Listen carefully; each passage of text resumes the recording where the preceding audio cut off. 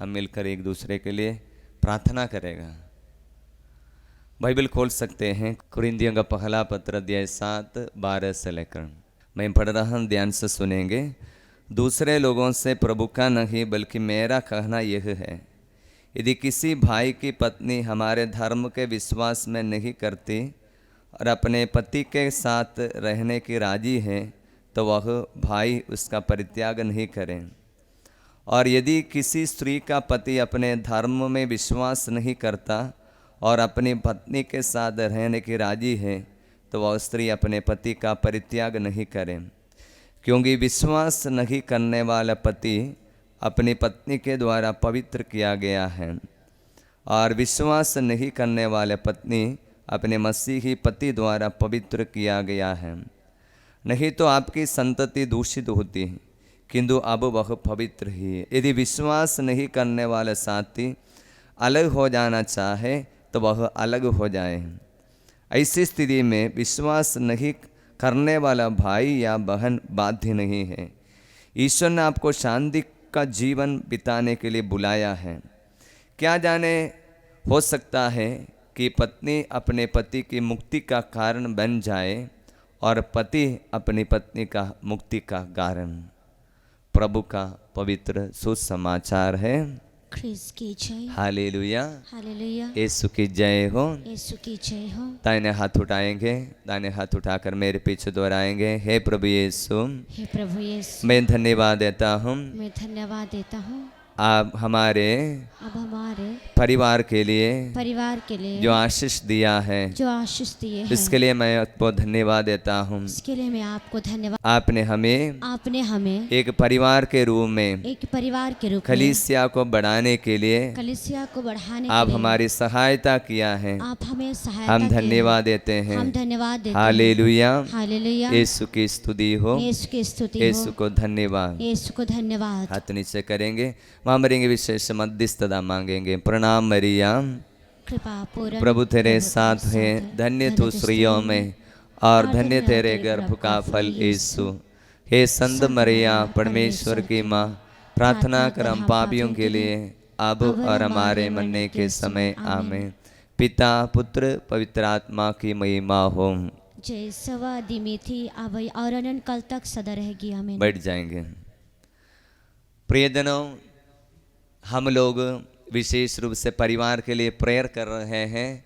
संत यूसुफ के इस त्योहार के उपलक्ष्य के रूप में हमने पारिवारिक साधना के रूप में हम इस साधना रखा था। संत यूसुफ कलीसिया के संरक्षक संत है। कलीसिया को संत पिता पियूस नवी ने कलीसिया के संरक्षक के रूप में घोषणा किया था। 150 साल उस घोषणा के बाद अभी पूरा हुआ, इसीलिए इस साल पूरे साल संत यूसुफ के आधार में हम रखते हैं। जब हम कलीसिया के बारे में सोचते हैं, कलीसिया क्या है? जब परिवार नहीं, कलीसिया नहीं। अक्सर लोग सोचता है कलीसिया मतलब क्या है, फादर है, सिस्टर है, नहीं से बिशप है, सोचता है। नहीं, यदि आप ऐसा भी सोचेगा, यदि फादर या सिस्टर बिशप भी है कलीसिया, ऐसा सोचना है तो भी सोचो, लेकिन मैं अपने बारे में बोलूँगा। यदि मैं कलीसिया है बोलने से मैं कहाँ से आया है? मेरा जड़ है मेरा परिवार से। यदि मेरा माता पिता नहीं होता, मैं आज पुरोहित बनकर आपकी सेवा नहीं करेगा। मतलब मेरा जड़ परिवार में है। इसलिए कलीसिया के लिए जब हम प्रेयर करते हैं, कलीसिया में एकता के लिए हम प्रार्थना करते हैं। बहुत सारे लोग प्रार्थना करते हैं, अच्छे अच्छे पुरोहित के लिए प्रार्थना करते हैं, अच्छे अच्छे सिस्टर मिलने के लिए प्रार्थना करते हैं। लोगों की मुंह से हमने सुना है, लोग कितना चाहता है हमारे लिए अच्छा फादर मिल जाए। पिछले दिन में एक पारिश से लोगों से सुनने के लिए मिला, कोई बोल रहा है वो हमारे फादर का ट्रांसफ़र होने वाला है, बदली होने वाले है। काफ़ी लोग चिंता प्रकट कर रहा है। तब हमने फादर से पूछा कि फादर आपका ट्रांसफ़र होने वाला है, सुना है? तो फादर बोला हमको तो पता नहीं, हमको हमारे बड़े फादर बिशप कोई बोला ही ना हमारा ट्रांसफ़र है। तब मैंने फादर को बोला, फादर आपका ट्रांसफ़र हो रहा है बोलकर ये खबर इसलिए फैल रहा है, लोगों के अंदर चिंता बढ़ गई है कि आप जाने से पारिश की हालत क्या होगा, क्योंकि आप अच्छा से पारिश को संभालता है। हर जगह पर इसी प्रकार बहुत सारे लोगों की बात हमको सुनने के लिए मिला है। यदि एक अच्छा पुरोहित कलीसिया में आया, पारिश में आया, कितना अच्छा से चलाता है, हमारे घर में आया है, हमारे परिवार में आया है, प्रार्थना किया है, तो परिवार में बहुत आशीष मिलता है। अच्छे फादर कहाँ से आएगा? जब अच्छा परिवार होगा, अच्छा पुरोहित मिलेगा।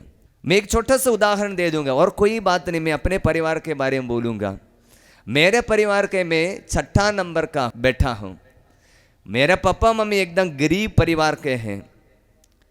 परिवार तो मुश्किल से चला रहा है।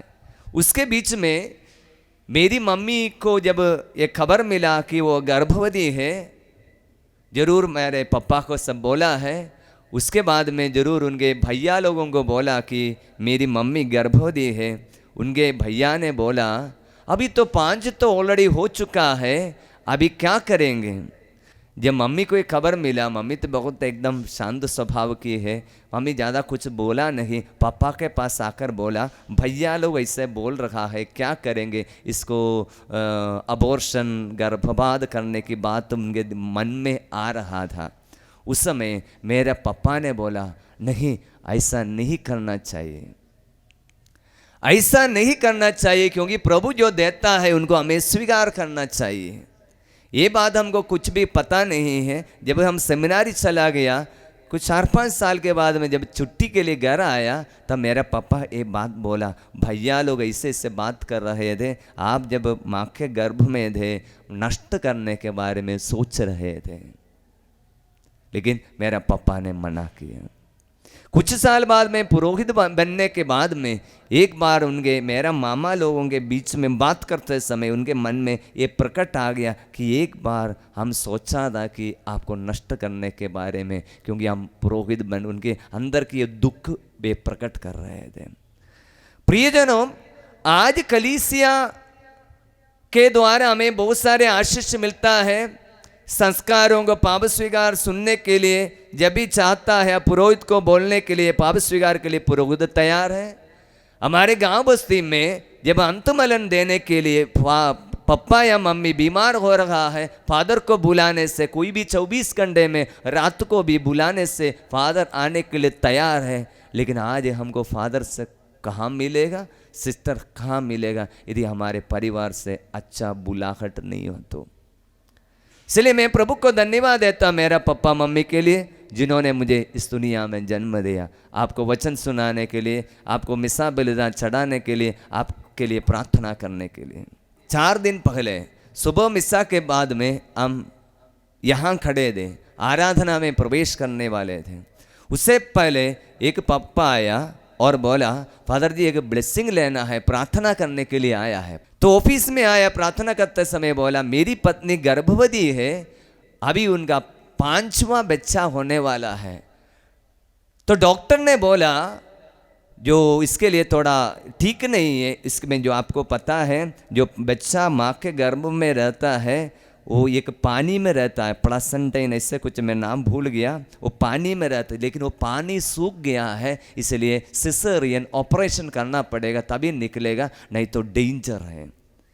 ये आदमी मेरे सामने आकर खड़े होकर बोल रहा है फादर जी मेरा 4 बच्चा हुआ है, किसी का भी ऑपरेशन नहीं करना पड़ेगा, मैं प्रभु जितना बच्चा प्रभु हमको देता है उनको हम स्वीकार करने के लिए तैयार हैं, लेकिन ये बात तो मुझे पसंद नहीं है, मुझे नॉर्मल डिलीवरी पत्नी से चाहिए। उनका विश्वास मैंने देखा और बोला फादर आप प्रेयर करना काफ़ी है, हमको मुझसे नॉर्मल, मेरी पत्नी से नॉर्मल डिलीवरी चाहिए। उनका विश्वास देखकर मैंने इससे ही प्रार्थना किया कि प्रभु आपने इनके बच्चे को वरदान दिया, पिछले 4 बच्चे को आपने दिया है, इनका विश्वास देखिए, क्योंकि संत मार्कुस अध्याय 2 में हम देखते हैं थांग रोगी को लोग खटिया पर लेकर आया, चारों तरफ इतना भीड़ था, लेकिन ये छत खोल कर लोगों ने उस आदमी को नीचे उतारा वचन बताता है उनका विश्वास देकर लोगों ये प्रभु ने कहा तुम्हारा पाप क्षमा हो गया है और खटिया उठाकर चलो भूलो। इसी प्रकार मैंने भी उनका विश्वास देकर मैंने प्रार्थना किया कि आपका लिए अच्छा नॉर्मल डिलीवरी हो जाए बोलकर छोटा से एक प्रार्थना करके भेज दिया। यह आदमी कल यहाँ पर आया हमको मिलने के लिए और बोला फादर बहुत बड़ा चमत्कार हुआ है, डॉक्टर ने बोला सिसेरियन करना है। मैंने बोला हम उधर चारों तरफ घर में यहीं से चला गया। उसके बाद में प्रार्थना करता है 4-5 रोसरी किया, पड़ोसी लोगों को बुलाया, रात को भी हम सोया नहीं। 2 दिन के बाद में एक डॉक्टर हमारे घर में आया और डॉक्टर से जब बोला ऐसी बात है, डॉक्टर ने बोला हम देख लेंगे क्या करेंगे, और डॉक्टर हॉस्पिटल लेकर गया। उसके बाद पूरा नॉर्मल डिलीवरी हो गया 5वां। मेरा कहने का मतलब है उत्पत्ति ग्रंथ में प्रभु ने सबसे पहले एक आशीर्वाद दिया था, फलो फूलो पृथ्वी पर फैल जाओ। मतलब ईश्वर ने मनुष्य को इसलिए बनाया, इसके बारे में मैं बोलने के लिए what is the purpose of marriage, शादी विवाह का मकसद क्या है। मैं जो छोटी बातों कुछ बातों को आपके सामने रखने के लिए जा रहा। ईश्वर ने इसके बारे में कलीसिया हमको एक शिक्षा देता है what is marriage. Marriage instituted by the creator, regulated by his loss. Instituted by the creator. विवाह मतलब कोई मनुष्य का संकल्प नहीं, कोई मनुष्य का सोच नहीं, लेकिन ईश्वर का कार्य है। कैसे पता चलेगा शादी विवाह ईश्वर का कार्य है? बाइबल खोलेंगे उत्पत्ति ग्रंथ में अध्याय 2 वचन 18। प्रभु ने कहा अकेला रहना मनुष्य के लिए अच्छा नहीं, इसलिए मैं उसके लिए एक उपयुक्त सहयोगी बनाऊंगा। अकेला रहना मनुष्य के लिए अच्छा नहीं, इसलिए मैं उसके लिए एक उपयुक्त सहयोगी बनाऊंगा। प्रियजनों, इसलिए कलीसिया बताता है ये शादी विवाह किसी मनुष्य का सोच या किसी मनुष्य का संकल्प नहीं है, जैसे हम मूवी में देखता है। कहीं घूमने के लिए जाते समय में, नहीं तो कॉलेज में कोई लड़का ने पुराने ज़माने में चिट्ठी देते थे, नहीं तो आजकल में किसी का नंबर से कोई फ़ोन आया, मिस कॉल आया, उसके बाद कॉल हेलो हो, उसके बाद बोल दिया, उसके बाद बातचीत शुरू होता है और बाद में शादी तक पहुंच जाता। वो नहीं, ये ईश्वर की एक योजना है। सबसे पहले शादीशुदा लोग और शादी के लिए तैयारी करने वाले लोग अभी से प्रेयर करना, प्रार्थना करना, मेरे पारिवारिक जीवन के बारे में ईश्वर की योजना क्या है। सबसे पहले शादीशुदा लोग के बारे में ऐसे बताता है पारिवारिक जीवन का सबसे बड़े महत्व बात यही है पवित्रता। परिवार में पवित्रता होना चाहिए। पवित्रता मतलब क्या है? एक पति के लिए एक पत्नी होना चाहिए, पत्नी के लिए एक पति होना चाहिए। वो तो ऐसा ही होता है, बहुत कम है, लेकिन इन दिनों में हमको देखने के लिए सुनने के लिए मिलता है कोई कोई पुरुष एक और स्त्री को रखता है, कलीसिया के नियम के विरुद्ध है।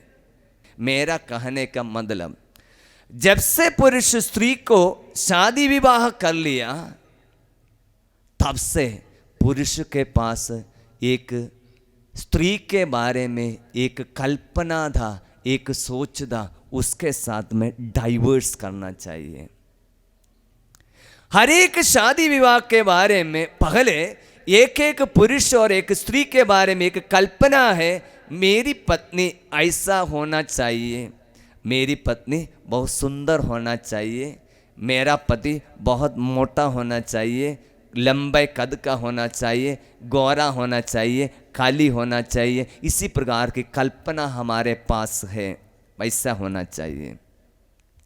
नहीं तो मैं जो बोलता हूँ वही मानने वाले पत्नी होना चाहिए। पुरुष की सोच है, पत्नी का सोच है मेरे लिए जो भी मैं मांगता है मेरा काम पूरा करके देने वाला होना चाहिए पति। इसी प्रकार की हमारी कल्पना है।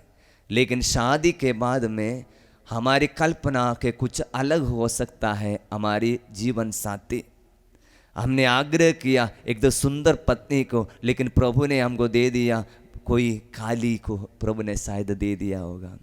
इसलिए आप गिरजाघर में प्रवेश करके क्रिस्त ने आपके जोड़ दिया, मतलब पुरोहित संस्कार द्वारा पवित्र मिसा बलिदान के बीच में आपके शादी को आशीष किया। इसलिए बाइबल बताता है प्रभु ने जो जोड़ा है मनुष्य अलग नहीं करे। प्रभु जोड़ रहा है, मनुष्य नहीं जोड़ रहा है। जब भी मनुष्य जोड़ने के लिए कोशिश करता है वो टुकड़ा हो जाता है। इन दिनों में हम कितनी खबरें ऐसे सुनने के लिए मिलता है, ऐसे ही भागकर चले गए थे, 3 4 5 साल बिना शादी आशीष से रहता है, उसके बाद में प्रॉब्लम के ऊपर प्रॉब्लम। क्यों? खुद जोड़ने के लिए कोशिश किया, जुड़ता ही नहीं। जोड़ने से पहले हमारी एक कल्पना था स्त्री के बारे में, पुरुष के बारे में, उसको हमको डाइवर्स करना चाहिए, उसको हमको त्याग देना चाहिए। इसलिए शादी के बाद में एक स्त्री के मुंह से ऐसे कभी भी नहीं बोलना चाहिए मैं एक लड़के से प्यार करता था, वो मनुष्य अच्छा था, वो सही था, वो ठीक था, वो मेरे जो सोच के अनुसार था। कभी भी नहीं बोलना चाहिए, क्योंकि ईश्वर ने आपको जोड़ कर दिया है। क्योंकि प्रभु ने बोला है मैं तुम्हारे लिए एक सुयोग्य जीवन साथी को प्रबंध करूंगा। आपके सोच के अनुसार आपके लिए सुयोग्य नहीं समझता होगा, आपके लिए अच्छा नहीं लगा होगा, आपकी बात को मानने वाला नहीं होगा। लेकिन पारिवारिक जीवन का लक्ष्य क्या है, यही हमने कुरिन्थियों के पहले पत्र अध्याय 7 में हमने पढ़ा। पारिवारिक जीवन का लक्ष्य क्या है? सभी शादीशुदा लोग, शादी के लिए तैयारी करने वाले सभी युवक युवतियां ये वचन मन में याद रखना।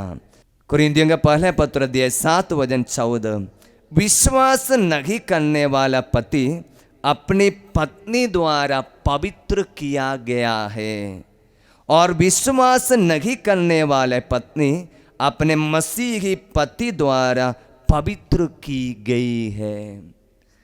पारिवारिक जीवन का लक्ष्य यही है, एक दूसरे को पवित्र करना, सैंक्टिफाई ईच अदर। इसलिए प्रभु हमेशा ऐसा ही जोड़ कर देता है। एक लड़का का स्वभाव होगा ज़्यादा बातू नहीं होगा, नहीं तो स्त्री ज़्यादा बात करने वाली है। प्रभु जोड़ कर देता है, एक साइलेंट आदमी को देता है। इसका मतलब क्या है?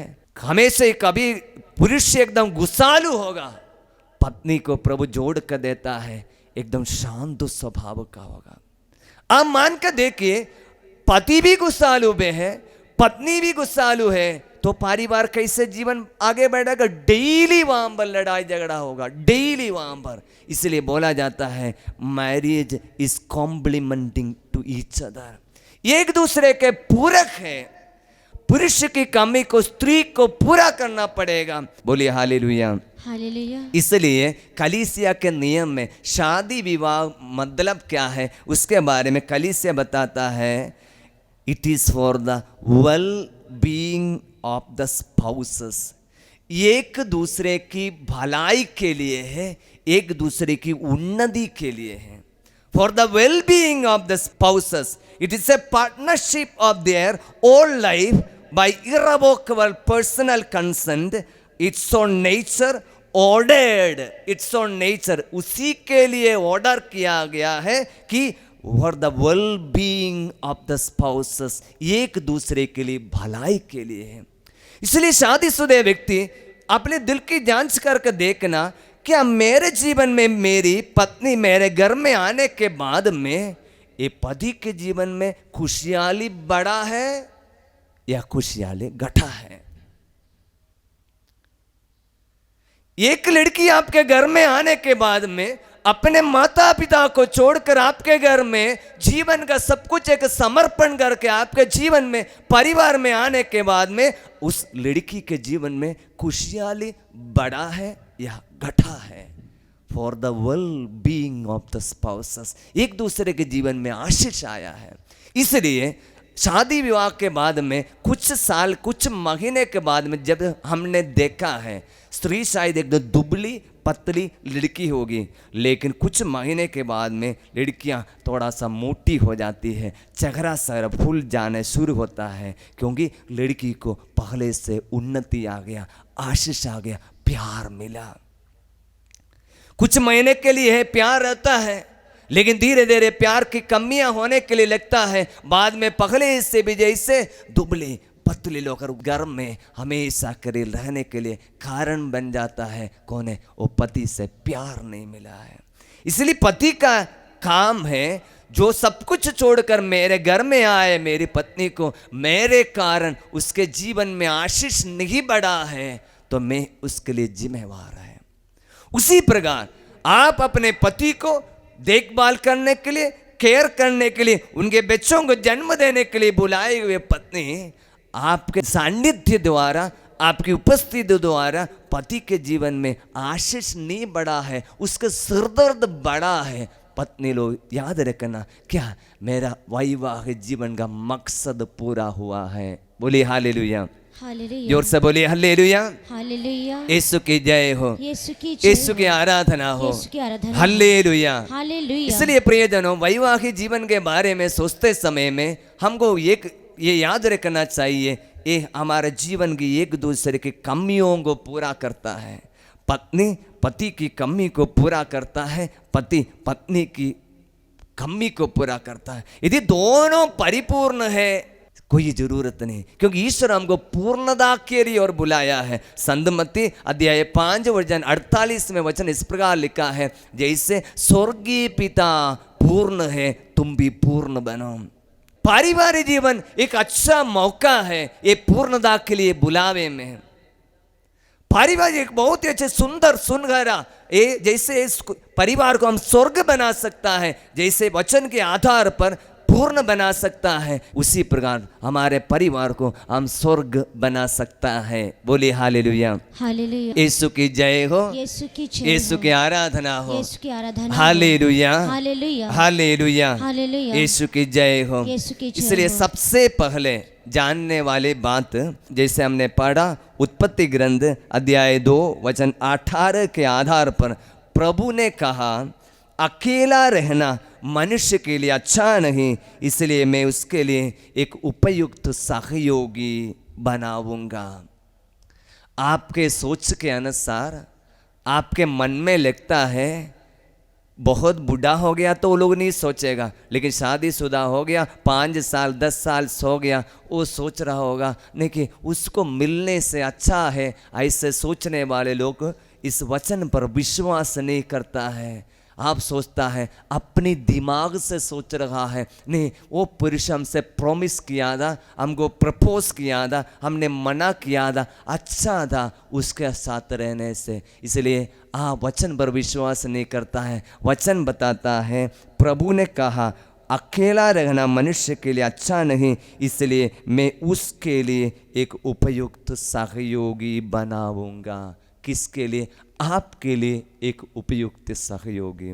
आपके सोच के अनुसार आपकी पत्नी एक उपयुक्त सहयोगी नहीं होगा, लेकिन ईश्वर के कहने के अनुसार आपके लिए यही है एक उपयुक्त सहयोगी। ये वचन भी पर हमको विश्वास करना पड़ेगा। बोलिए हालेलुया, हालेलुया, जोर से बोलिए हालेलुया, हालेलुया, यीशु की आराधना हो। यीशु की आराधना। इसलिए प्रियजनों, आप लोग क्या करना चाहिए? सबसे पहले प्रभु ने आपके हाथों में रख दिया इस पुरुष के लिए प्रतिदिन प्रभु को धन्यवाद का बलिदान चढ़ा देना।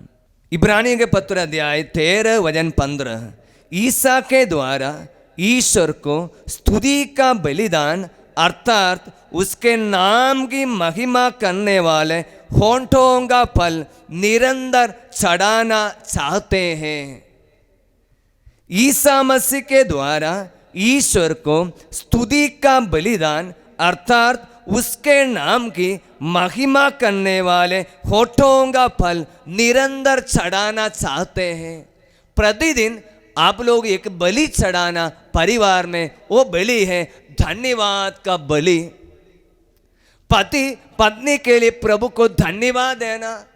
दिन में कितने बार पत्नी को अपने जीभ द्वारा गाली दिया होगा, गंदे शब्द दिया होगा, लेकिन आप प्रभु का वचन उत्पत्ति ग्रंथ अध्याय 2 वचन 18 पर विश्वास करते हुए ये प्रभु ने मेरे लिए एक उपयुक्त सहयोगी है। आपके सोच के अनुसार नहीं, आपके कल्पना के अनुसार नहीं, आपके दिमाग के अनुसार नहीं, मेरे जीवन की मुक्ति के लिए मेरे विश्वास में बढ़ाने के लिए ये प्रभु ने दिया हुआ ये व्यक्ति ये बोलकर जब धन्यवाद देते समय में आपके पति से दुख भी मिलने पर वो आशीष में बदल जाएगा। शायद दुख होगा, शायद गाली भी होगा, शायद मारपीट भी होगा, लेकिन उस पुरुष के लिए वचन के आधार पर आप धन्यवाद देते समय उसके द्वारा आपके जीवन में आशीष का कारण, मुक्ति का कारण बन जाएगा। यही ये संत पौलुस कुरिन्थियों के पहले पत्र अध्याय 7 वचन 14 को हमने पहले पढ़ा। एक और बार पढ़ता हूँ। विश्वास नहीं करने वाला पति अपनी पत्नी द्वारा पवित्र किया गया है। पति तो विश्वास नहीं करता है, पति विश्वास नहीं करता है, गिरजा नहीं जाता है, प्रार्थना नहीं करता है, नशा में जीवन गुजारता है, लेकिन एक पत्नी को आपको दिया, गिरजा से हमेशा डेली गिरजा में जाता है, रोसरी करते हैं, प्रार्थना करते हैं। उसकी प्रार्थना द्वारा, ये विश्वास करने वाली पत्नी द्वारा पति में विश्वास बढ़ेगा। मतलब क्या है? परिवार जीवन का लक्ष्य है एक दूसरे की मुक्ति। इसलिए आगे के वचन में बताता है, क्या जाने हो सकता है पत्नी अपने पति का मुक्ति का कारण बन जाए। पति द्वारा मेरे जीवन में ज्यादा पैसा मिला, पति द्वारा मेरी इच्छा था वो मुझे ज्यादा साड़ी खरीद दे, नहीं तो पति मैं जो भी मांगता है लेकर आता है। पारिवारिक जीवन का लक्ष्य नहीं है, लक्ष्य यही है मेरी पत्नी द्वारा, मेरे पति द्वारा मेरे जीवन में वेल बीइंग, भलाई होना। वो भलाई सबसे बड़ा भलाई है, मेरे जीवन में मुक्ति का कारण बनना चाहिए। बोली हालेलुया, हालेलुया। शायद ये मुक्ति मेरे जीवन तक पहुंचने के लिए शायद पति से कभी कभी मारपीट, कभी गाली मेरे जीवन के पश्चाताप के लिए, मेरे जीवन के कमियों को जानने के लिए शायद कारण बन जाएगा। ऐसा ही हमको स्वीकार करना पड़ेगा, क्योंकि वचन है मैं आपके लिए एक उपयुक्त जीवन साथी दे दूंगा। इसलिए सब कुछ प्रभु की रास्ते से देखने से, प्रभु की सोच के आधार पर समझने से ये लक्ष्य, वैवाहिक जीवन का लक्ष्य पूरा हो जाएगा। मेरा पति, मेरी पत्नी द्वारा मेरा जीवन का लक्ष्य पूरा हो रहा है, वही है मेरे जीवन का मुक्ति। बोलिए हालेलुया, जोर से बोलिए हालेलुया, हालेलुया। यीशु की जय हो, यीशु की जय हो, यीशु की आराधना हो, यीशु की आराधना। Hallelujah, hallelujah, hallelujah, hallelujah, hallelujah, hallelujah, hallelujah. Hallelujah. एक उदाहरण मैं दे रहा हूँ। एक पुरुष का नाम है बेबी, डेली नशा पीता है। दोनों फैसला लिया रिट्रीट में जाने के लिए। पति आधा रास्ते में छोड़कर वापस चला गया, लेकिन पत्नी रिट्रीट में रह गया। पत्नी वहाँ पर आंसू बहाते हुए प्रार्थना किया पति के लिए। वो रिट्रीट के लिए वापस आया। वापस आने के बाद में देखता है पत्नी ना इतना दिन उपवास करके प्रार्थना करने के बाद भी पति का नशा छूटा नहीं, पति पीता है। लेकिन ये पत्नी को एक वरदान मिल गया, वचन मिला होगा, इसलिए पति की मेरे द्वारा प्रभु पति के जीवन में मुक्ति मिलना चाहिए बोलकर प्रार्थना शुरू किया। ये पति नशा पीने के बाद में सो जाता है। सोने के बाद में ये पत्नी रात को जागते हुए ये पति के सिर पर माथे में क्रूस का चिन्ह बनाते हुए प्रार्थना करना शुरू किया। ये वार पहले ऐसे नहीं करता था, पहले गाली देता था, तुम कितना दिन पिएगा, मेरा जिंदगी बर्बाद हो जाएगा, मेरा पत्नी मेरे बच्चे के जीवन बर्बाद हो जाएगा, इससे वो बोलते रहा। लेकिन वचन मिला, उसके लिए प्रार्थना करना शुरू किया। कभी कभी उठकर पति उठकर देते समय में ये पत्नी उसके पास बैठकर प्रेयर कर रहा है। एक दिन उठकर देखा पत्नी उसके पैर पकड़कर रोती हुई वहाँ पर पड़ी है। कुछ दिन पार हो गया। उसके बाद में एक दिन जैसे पहले के जैसे नशा पीने के लिए बोतल हाथ में उठाया, ग्लास में दारू डाल रहा था, हाथ तो ऐसे शिवरिंग होना शुरू किया, वो बोतल गिर गया, टूट गया। तो पति के अंदर कोई पश्चाताप नहीं आया। फिर से क्योंकि अलमारे में रखा है एक और बड़ा ताजा बोतल रखा है, उसको लेकर आया, उसको खोल दिया, फिर डालने के लिए शुरू किया। हाथ तो कैसे ऐसे शिवरिंग जैसे हो गया, गिर गया, टूट गया। फिर भी इसके अंदर में पश्चाताप नहीं आया। तभी थोड़ा सा बाकी रह गया था, पुराना पिया हुआ थोड़ा सा बोतल के थोड़ा सा बाकी रह गया था, उसको लेकर फिर डालने के लिए शुरू किया। तीसरी बार हाथ तो हिल रहा है, डाल नहीं सक रहा है, गिर गया, टूट गया। अभी पवित्र आत्मा इसके हृदय में प्रवेश कर लिया। वो पत्नी को बोला, मुझे तो कुछ खराब सा लग रहा है, कुछ अच्छा नहीं लग रहा है, हमको एक रिट्रीट में जाना है, प्रार्थना करना चाहिए। 1-2 दिन के बाद कहीं रिट्रीट होता था, दोनों पति पत्नी जाकर रिट्रीट में भाग लिया। भाग लेते समय ये पति अच्छा सा रिट्रीट किया, पाप स्वीकार किया, काउंसलिंग किया। उसके बाद में तीसरे या चौथे दिन पुरोहित वहाँ से साधना के रिट्रीट सेंटर के बीच से पुरोहित ने बोला, यहाँ पर एक व्यक्ति है, नशा पीता है, प्रभु उनको प्रभु की सेवा के लिए बुला रहा है। उसके अंदर प्रभु की आवाज़ सुना, यदि मेरे लिए एक ज़िंदगी है, नशा छोड़कर मैं जीवन बिताऊंगा, प्रभु के लिए जीवन बिताऊंगा बोलकर ये फैसला लिया। रिट्रीट में पूरा नशा छोड़ा। कुछ दिन के बाद और प्रार्थना किया। उसके बाद में फादर से आकर पूछा, मुझे प्रभु की सेवा करने की इच्छा है। प्रियजनों, आज मालूम है, आज इन भारत में, केरल में और अलग अलग जगह पर भजन सुनाने वाले एक मनुष्य है, बेबी। उसका जीवन उस पत्नी के द्वारा मुक्ति उसके जीवन में आ गया। इसलिए जहाँ कहीं पर भी वचन सुनाता है, ये बेबी बोलता है, यदि मैं प्रभु का ये बाइबल लेकर खड़े होकर प्रभु का वचन सुनाता है, मेरी पत्नी की आंसू के कारण है, मेरी पत्नी के आंसू के कारण है। इसलिए प्रियजनों, याद रखना, कितने पत्नी लोग अपने पति के लिए आंसू बहाया। क्यों? बहुत आसान है आंसू बहाना। जब पति आपको मारते समय में आंसू बहाना अच्छा है, कोई भी कर सकता है। बाइबल खोलेंगे, संत मत्ती अध्याय 5 वचन 5। धन्य है वे जो शोक करते हैं, उन्हें सांत्वना मिलेगी। मेरे पीछे दोहराएंगे, धन्य है वे जो शोक करते हैं, उन्हें सांत्वना मिलेगी। Hallelujah, hallelujah. अभी इधर मुझे देखिए, धन्य है वे जो शोक करते हैं, उन्हें सांत्वना मिलेगी। धन्य है मतलब ब्लेस्ड, बहुत धन्य है, ईश्वर के आशीर्वाद है। अपने पति हमको मारने पर उसके दर्द के कारण शोक मनाने वाला, उसमें कोई धन्य की बात नहीं, क्योंकि शरीर में दर्द है इसलिए रो रहा है। कोई भी रोएगा, अविश्वासी भी रोएगा, अंधविश्वासी भी रोएगा, दर्द है। बीमारी के समय में सहन नहीं कर सकता है, रोएगा, अविश्वासी भी रोएगा, क्योंकि उसके शरीर में दर्द है। और धन्य नहीं है, धन्य वही है जो दूसरे लोगों की मुक्ति के लिए रोता है। कलीसिया में इसी प्रकार के बहुत सारे संत हैं। एक बहुत बड़ा संत है संत मोनिका।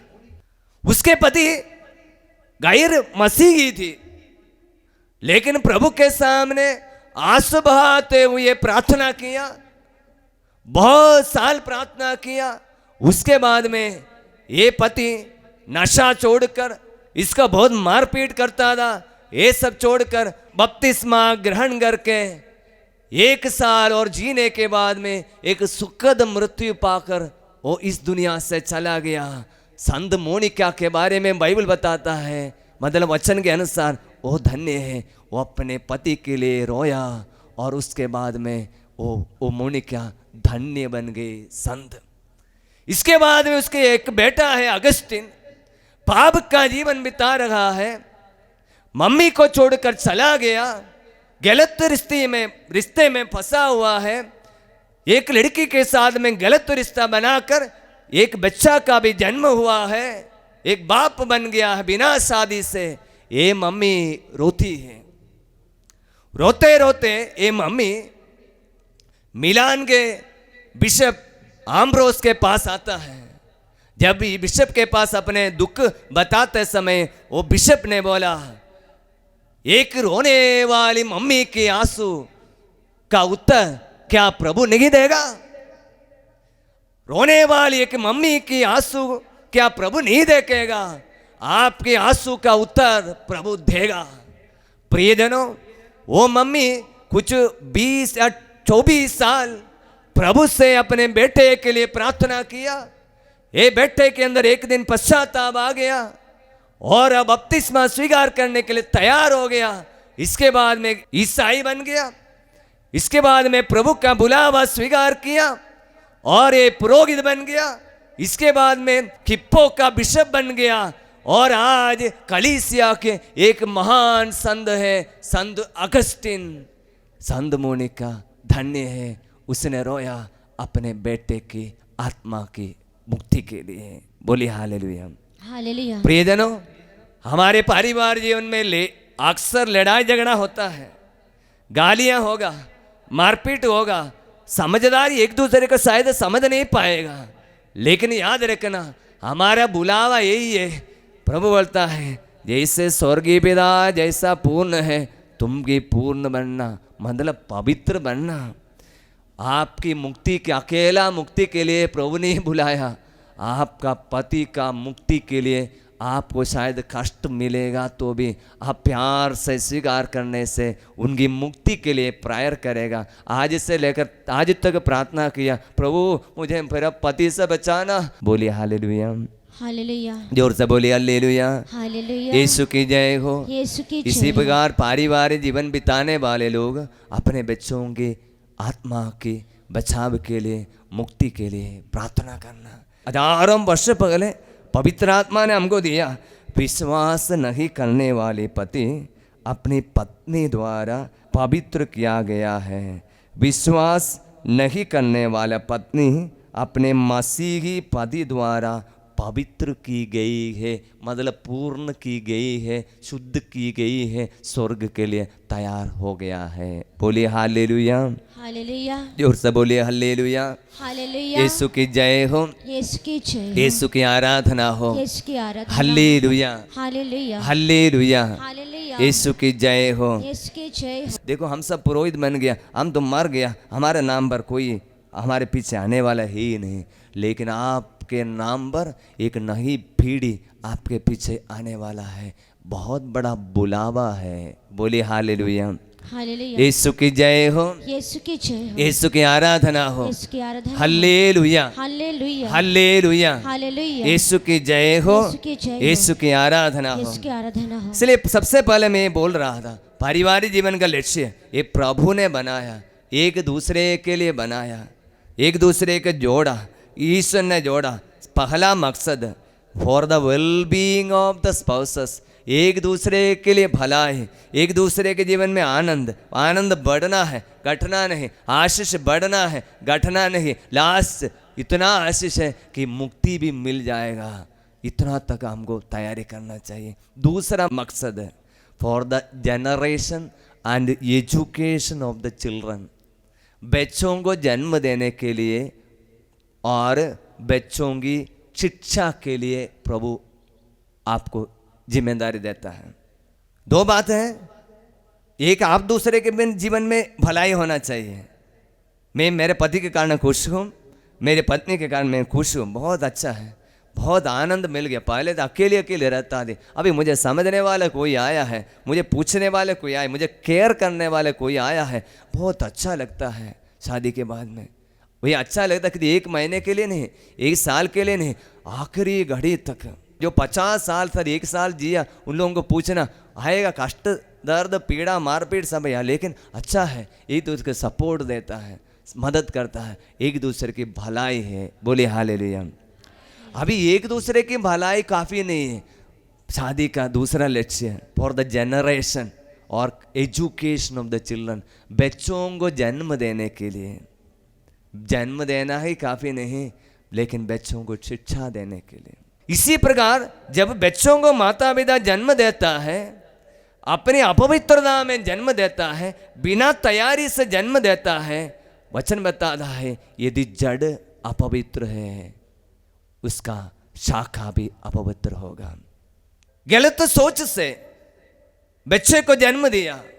इसी प्रकार मनोवैज्ञानिक लोगों के स्टडी के अनुसार आधार पर जो लोग बिना तैयारी से, बिना प्रार्थना से जो बच्चों को जन्म देता है, उनके अंदर में वासना का शिकार होगा।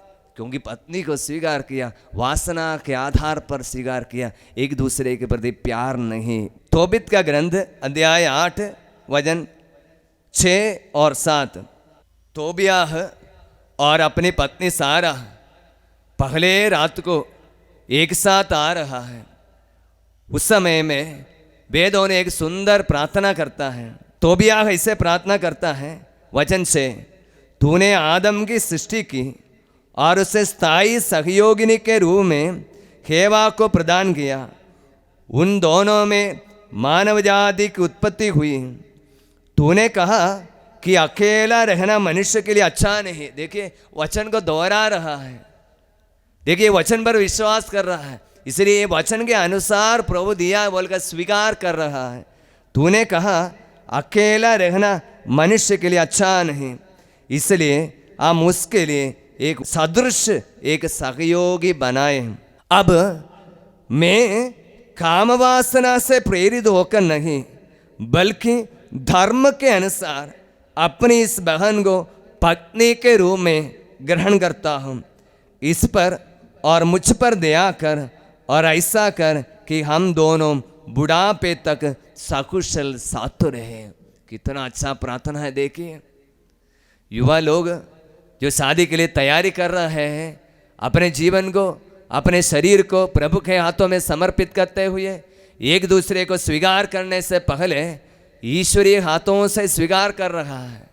ईश्वरीय हाथों से पत्नी को स्वीकार, प्रभु मैंने इसको नहीं लाया, आपने इसको दिया, क्योंकि आपने कहा था मैं मनुष्य को अकेला रहना आज नहीं चाहता, इसलिए आपने दिया। ईश्वर के हाथों से स्वीकार किया, प्रभु को धन्यवाद दिया। इसके बाद बोलता है मैं इस स्त्री को काम वासना से प्रेरित होकर नहीं, बल्कि धर्म के अनुसार अपनी इस बहन को पत्नी के रूप में ग्रहण करता हूं।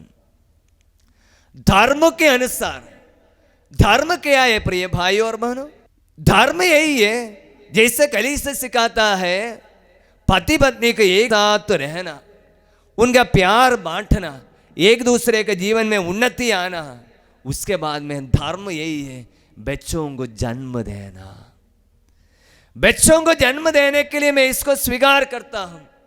मेरे द्वारा ईश्वर जो चाहता है बच्चों को जन्म दे, एक नई पीढ़ी की शुरू किया जाए, इसके लिए प्रभु मैं और मेरी पत्नी को आपके हाथों में समर्पित करता हूं।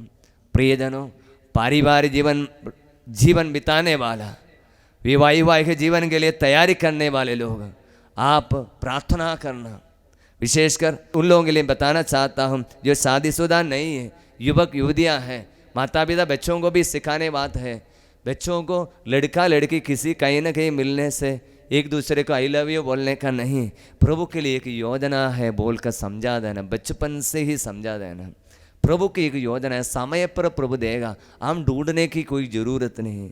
और युवक हो गया, 18 साल हो गया, नहीं तो 15 साल से बच्चों को सिखाना, बेटा आप अपने जीवन साथी के लिए अभी से प्रेयर करना, तैयारी करना, प्रार्थना करना। प्रार्थना करके जो जीवन साथी को प्रभु स्वीकार देगा, वो आपका परिवार जीवन स्वर्ग बन जाएगा।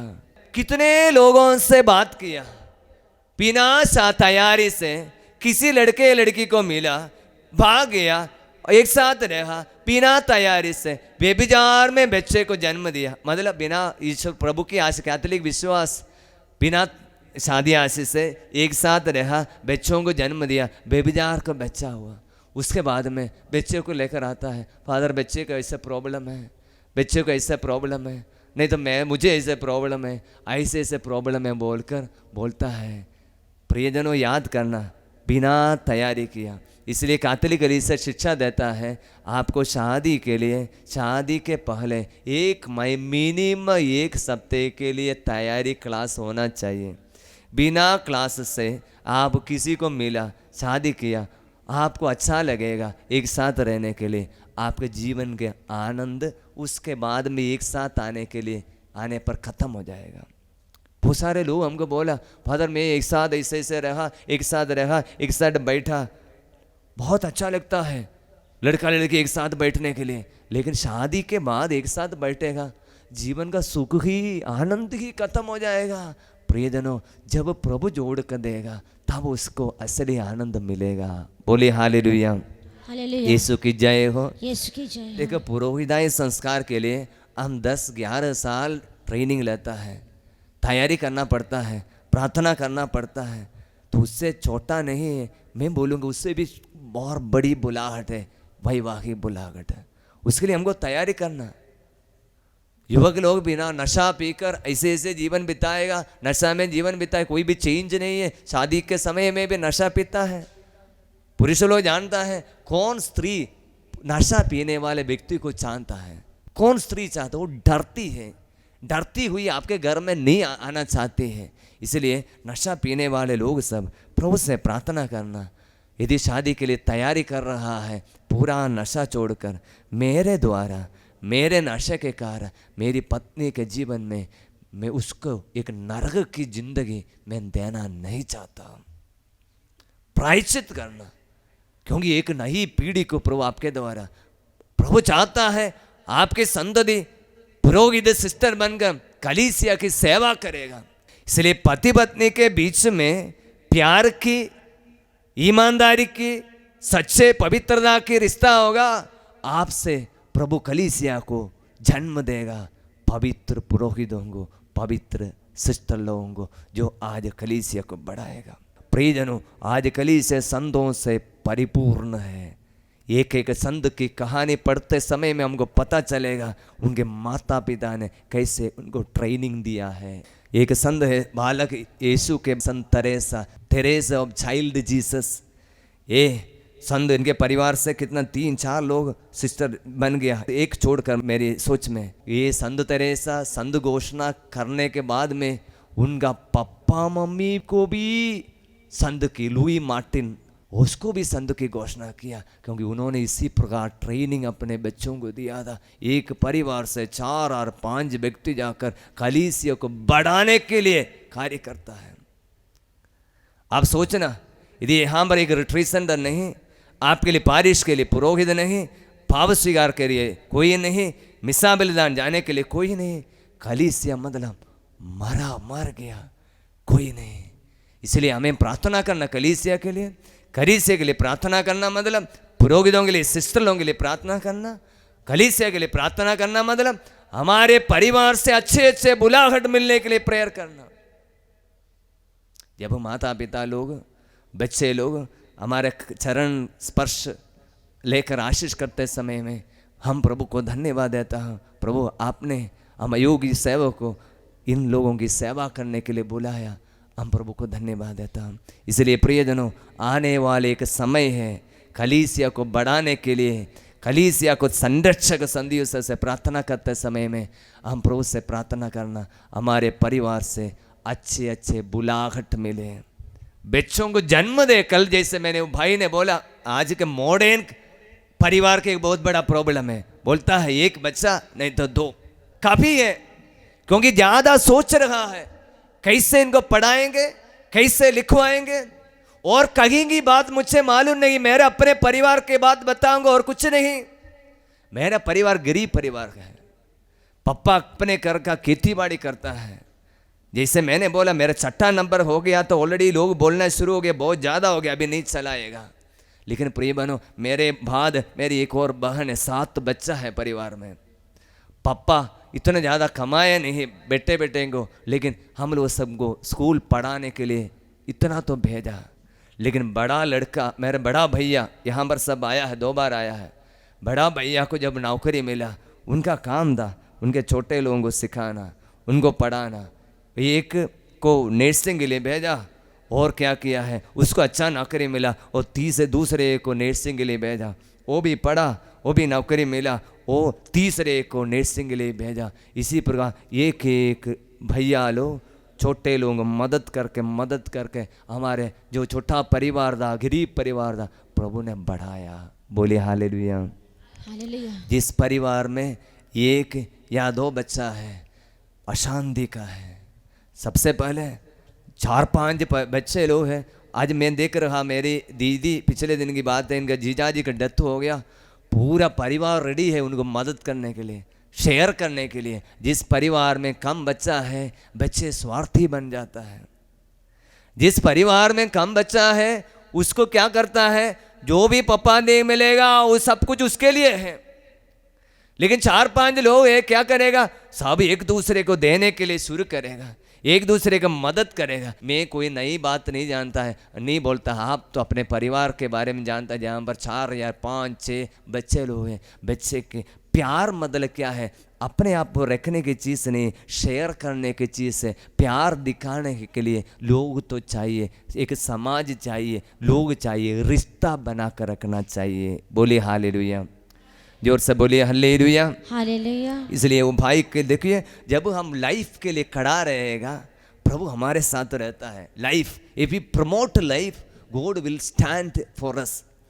यदि हम जीवन के लिए खड़ा रहेगा, प्रभु का लक्ष्य है जीवन, फलो फूलो पृथ्वी पर फैल जाओ।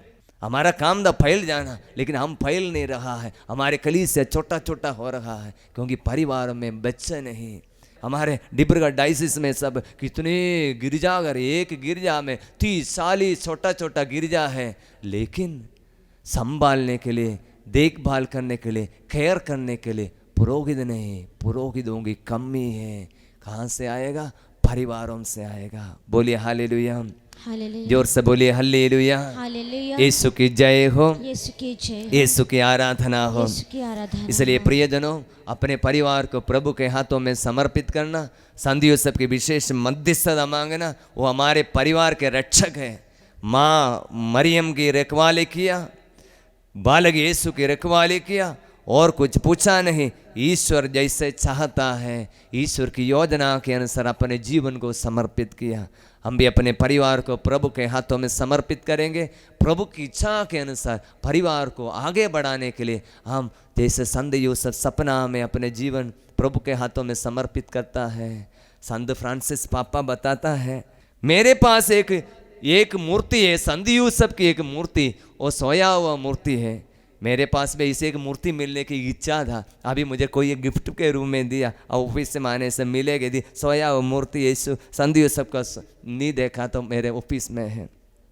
संत पापा बोलता है, मेरे जीवन में भी प्रॉब्लम आएगा, कलीसिया की समस्या आएगा। मैं क्या करता हूँ, एक पेपर में लिखकर संत यूसुफ के ये मूर्ति के सामने रखेगा, नीचे रखेगा। वो सोएगा, मतलब वो उसके बारे में मनन करेगा। मतलब क्या है, वो ईश्वर से बातें करेगा, मध्यस्थता करेगा। वो संत यूसुफ मेरे लिए एक सोल्यूशन, एक उपाय ढूंढ लेगा। उनकी विश्वास है। इसी प्रकार संत यूसुफ के सामने अपने जीवन के हाथ, हमारे जीवन में समस्या में है, कुछ समस्या है, कुछ पता नहीं चलता है क्या करना चाहिए। संत यूसुफ से विशेष मध्यस्थता लेना, प्रभु के हाथों में समर्पित करना। प्रभु हमारे जीवन में आशीर्वाद देगा, प्रभु हमारी मदद करेगा। पिता, पुत्र और पवित्र आत्मा के नाम पर आमीन। हाथों को जोड़ेंगे। एक पल हमारे परिवार को प्रभु के हाथों में समर्पित करना, विशेष रूप से हमारे परिवार जीवन के लक्ष्य को समझना। प्रभु ने हमें जोड़ा है, ईश्वर की इच्छा के अनुसार प्रभु ने हमें जोड़ा है। क्यों जोड़ा है? एक दूसरे की भलाई के लिए है, उन्नति के लिए, आशीष के लिए है, आखिर में एक दूसरे की मुक्ति के लिए। दूसरा, बच्चों को जन्म देने के लिए, उनकी शिक्षा देने के लिए। शिक्षा देने मतलब सिर्फ स्कूल में भेजना नहीं, उनको विश्वास की शिक्षा देने के लिए। इसलिए इसके अनुसार हमारे जीवन को आगे बढ़ाने के लिए हम प्रभु से प्रार्थना करेंगे। माँ मरी की विशेष मध्यस्थता मांगेंगे। प्रणाम मरिया, कृपापूर्ण प्रभु तेरे साथ हैं, धन्य तू स्त्रियों में और धन्य तेरे गर्भ का फल यीशु। हे संत मरिया, परमेश्वर की माँ, प्रार्थना कर हम पापियों के लिए, अब और हमारे मरने के समय आमीन। पिता, पुत्र और पवित्र आत्मा की महिमा हो।